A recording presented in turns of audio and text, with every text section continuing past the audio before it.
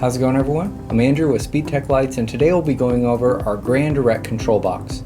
So our GranDirect is used to pair our Grand controlled products with our direct controlled products. So for example here, I have our Raptor TIR visor light bar and our Striker 6 traffic advisor. So here on the Grand side, I have my power button, then I have my Mode 1 button where I have a flash pattern programmed, and then my Mode 2 button where I have a second flash pattern programmed, so you have dual memory recall. Then here you have your pattern changer button, then here you have your TD button and your aux button. And then moving up here to the direct side, you have your power button, then you have your Mode 1 button where I have a flash pattern programmed, and then Mode 2 where I have a second flash pattern programmed, so again dual flash pattern memory.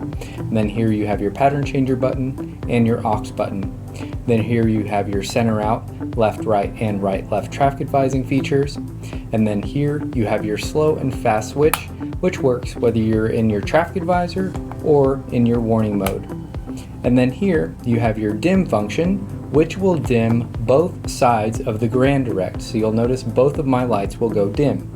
And then here you have your LED backlight button, which will activate the red backlight LEDs on your GranDirect. When it comes to activating the LED backlight on your GranDirect, you can either use the button on your control box or you can use the white cable to hardwire this function.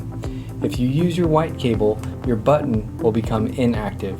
So you can choose to use the white cable to hardwire or the button on your control box.